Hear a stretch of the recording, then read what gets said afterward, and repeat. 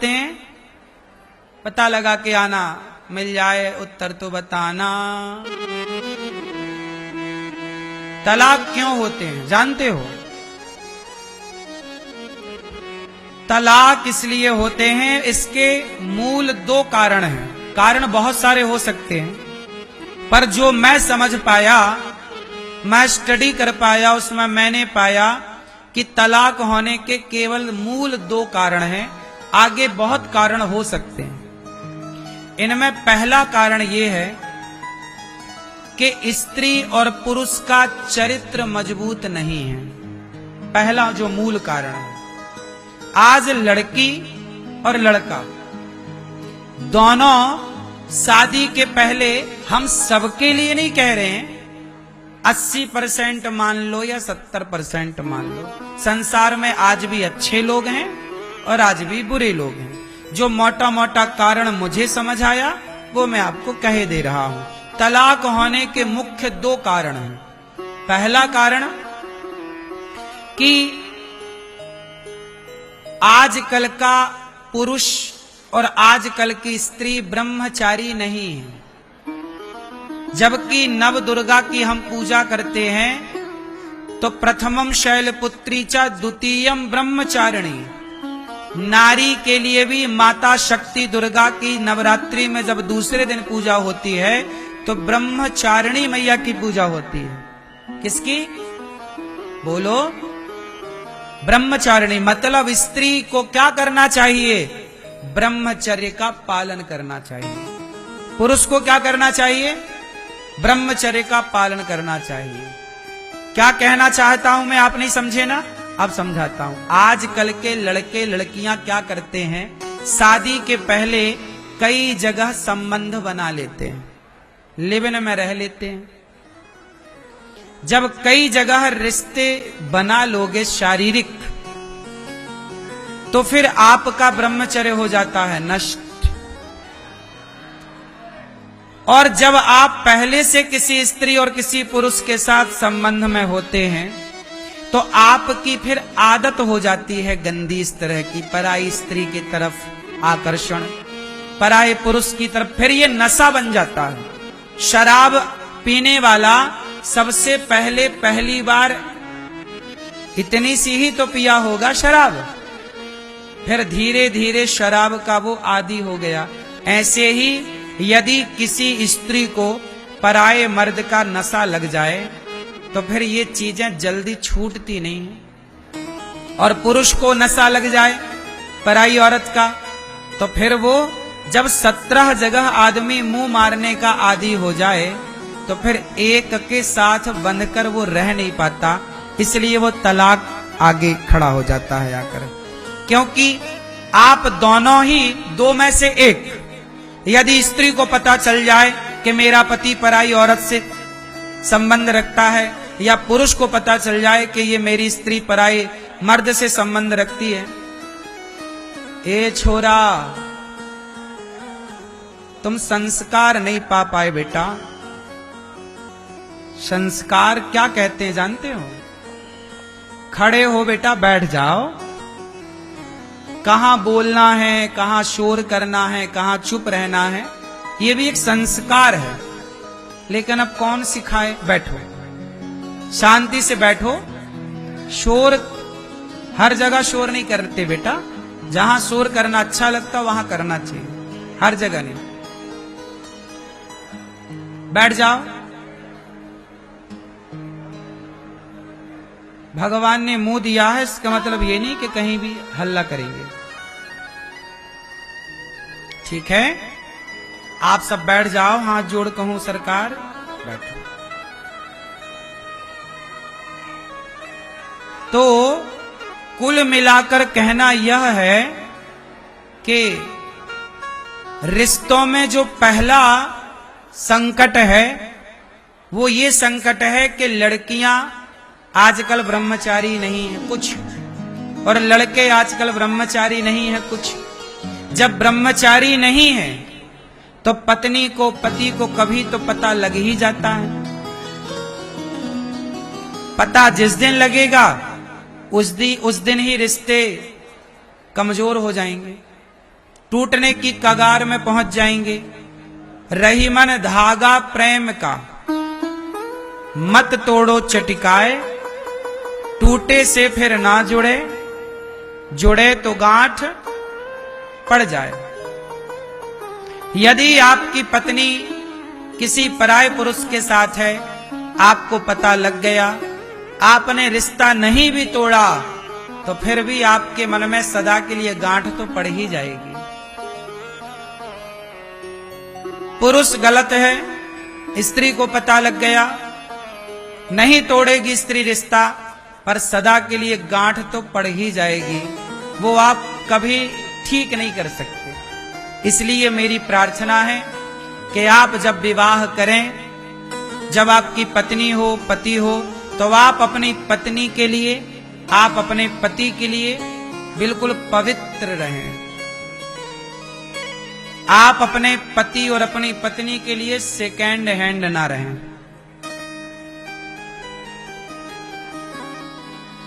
पवित्र रहें, बिल्कुल गंगा की तरह। समझ में आई? ये तो पहली शर्त है, जो कि आज के युग में देखने को अब कम मिलेगा। सब लिव इन में रह रहे हैं। ये पहला कारण। अब दूसरा कारण भी है। चलो, आप दोनों ब्रह्मचारी हैं, दोनों पवित्र हैं, लेकिन आप दोनों के अंदर सहनशीलता नहीं है। जरा जरा बात आप सह नहीं पाती हो, पति की दो बात बर्दाश्त नहीं है, पत्नी की दो बात बर्दाश्त नहीं है, तो भी आप भले गंगा की तरह पवित्र हैं, पर सहना नहीं आया, बर्दाश्त करना नहीं आया, सहनशीलता डेवलप नहीं हुई, तो फिर आप रिश्ते नहीं चला सकते। रिश्तों को चलाने के लिए दो चीजें चाहिए। एक तो सहनशीलता, कि हम कुछ कह दें तो आप बुरा ना माने, और आप कुछ कह दें तो हम बुरा ना माने। क्योंकि देखो, जब हमें गुस्सा आता है तो हम क्या बोल रहे हैं हमें पता नहीं होता, और जब आपको गुस्सा आता है तो आप क्या बोल रहे होते हैं ये आपको पता नहीं होता। तो गुस्से में कही गई बातें सच नहीं होती। गुस्से में कही गई बातें सच नहीं होती, परंतु ये दुनिया के लोग गुस्से की बातों को ही याद कर लेते हैं कि तुमने ऐसा कहा था। वो बात क्रोध में कही गई थी, और क्रोध में आदमी अंधा होता है। आपका बेटा गुस्से में क्या क्या नहीं बोलता। मां जब गुस्सा चढ़ता है ना मां को, तो बेटे को बोलता तू मर क्यों नहीं जाता। जब मां को गुस्सा चढ़ता है बेटे की शैतानी पर या बेटे पर, तो मां गुस्से में क्या बोलती है, हे मर नहीं जाता, तू मर जाता तो अच्छा रहता। अब बताओ, क्या कोई मां चाहती है कि मेरा बेटा मर जाए? पूछो जरा उस मां से, चाहती हो? नहीं, पर ये बात बोल रही है वो। बोलो। गुस्से में, और गुस्से में कही गई बातों का कोई अर्थ नहीं होता। क्रोध में बोली गई बातें बिल्कुल जीरो है, लेकिन दुनिया उन बातों को पकड़ लेती है। दुनिया उन्हीं बातों को, कि तुमने ऐसा बोला, उन बातों को पकड़ लेने से तलाक की स्थितियां पैदा होती हैं कि आपने ये बोल दिया। पति ने जरा डांट दिया, पत्नी ने मां को बोला, पत्नी ने भी बोल दिया। अरे पति तो गुस्से में बोल रहा था, पर पत्नी ने जब सुना कि मुझे ऐसा बोला जा रहा, तो पत्नी को भी गुस्सा आया, और पत्नी ने भी गुस्से में बोल दिया उससे ज्यादा, या पति ने उससे ज्यादा। तेरी मां ऐसी, तेरा बाप ऐसा। पति पत्नी की लड़ाई होते होते उनके मां बाप तक चली जाती है। मां बाप तक गई तो ईगो सामने आ जाता, अहंकार सामने आ जाता कि मेरी मां को तुमने ऐसा कैसे बोल दिया, मेरे बाप को ऐसा तुमने कैसा बोल दिया। तो पुरुष भी कहता तूने मेरी मां को क्यों ऐसा बोला, जबकि किसी ने किसी को कुछ नहीं बोला। दोनों निर्दोष हैं। दोषी है आपका क्रोध, दोषी है आपका गुस्सा। दोषी कौन है? आपका क्रोध। इसलिए मेरी मां, दोषी क्रोध है, पर क्रोध को आप लोग दंडित नहीं करते। आप दंड देते हो अपनी पत्नी को, अपने पति को, रिश्ते तोड़ देते हो।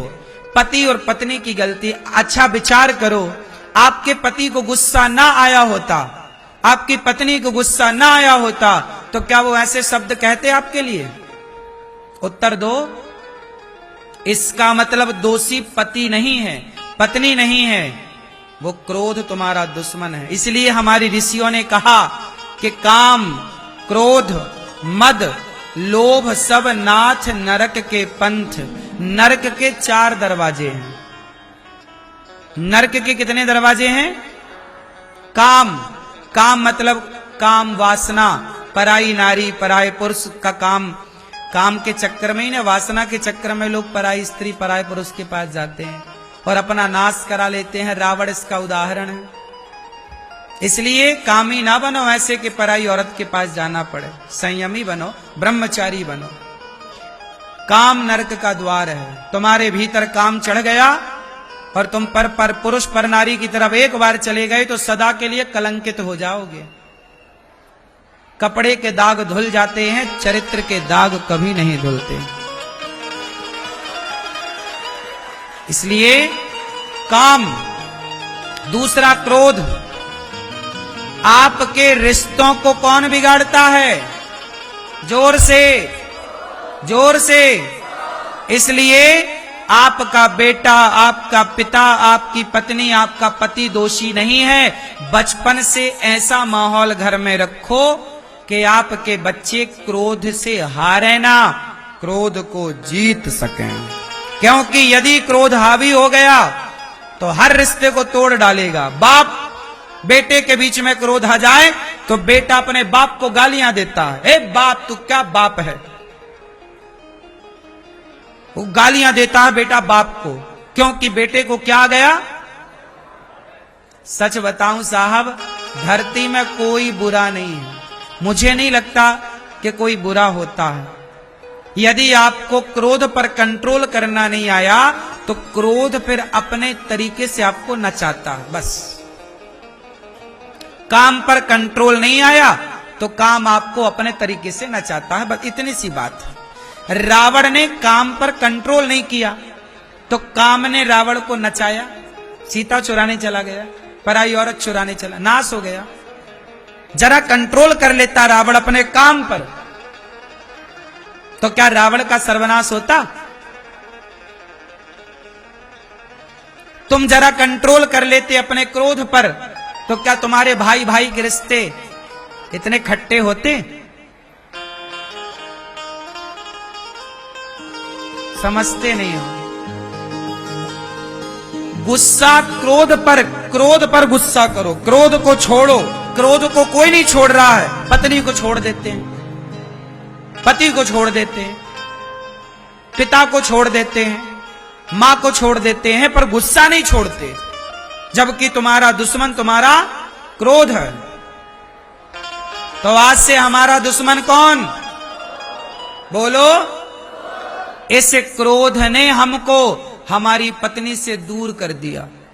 इस क्रोध ने हमको हमारे पिता से दूर कर दिया। इस क्रोध ने हमको हमारी मां से हमें दूर कर दिया। इस क्रोध ने हमको हमसे, हमारे भाई से